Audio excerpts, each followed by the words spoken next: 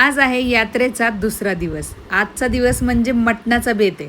सकाळी सकाळी पोरांनी असं चोकोजवरती ताव मारून घेतलं। मग आम्ही वाघजाईच्या मंदिरात गेलो आणि तिथे यांनी 21 नारळ फोडून घेतले सगळ्यांचे मिळून।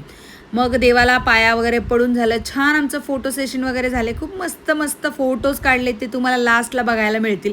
हे वरती जे मंदिर दिसतंय ते डोंगरच्या आईचं मंदिर आहे आणि तिथे लहान मुलांना पायावर घालायला नेतात। मी सुद्धा सावली आणि शर्वीला घेऊन गेले होते। ह्या सगळ्या दिसतात त्या माझ्या नंदा आहेत आणि सगळी फॅमिली मिळून आम्ही खूप मजा केली। मटण आणलं होतं, मस्त एका बाजूला शिजायला टाकलं। इकडे चिकन शिजतंय ते मी हलवतीये आणि चिकन छान शिजलं। त्यात आता फक्त मसाला टाकायचा बाकी आहे। मटण पण शिजून घेतलं।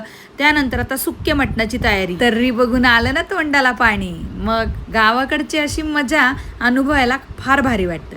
त्यानंतर आतमध्ये भाकरीची तयारी चालू होती आणि ह्या दोन्ही मॅडम जत्रेमध्ये फिरायला निघाल्या होत्या।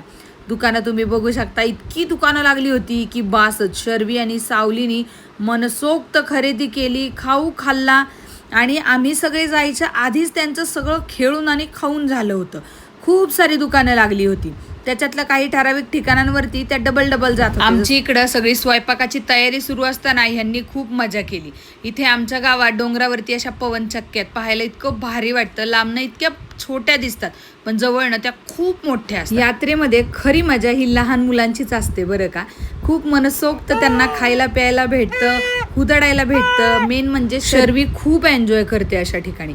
यात्रेमध्ये आम्ही सुद्धा गेलो, काय काय खरेदी केली। त्यानंतर सगळ्या पाहुणे रावळे जेवण करून गेले। मग आम्ही सगळं महिला मंडळ जेवलो आणि अशा पद्धतीने यात्रेचा दुसरा दिवस संपला आणि आता उद्या परतीच्या प्रवासाला लागायचं आहे। Thanks for watching.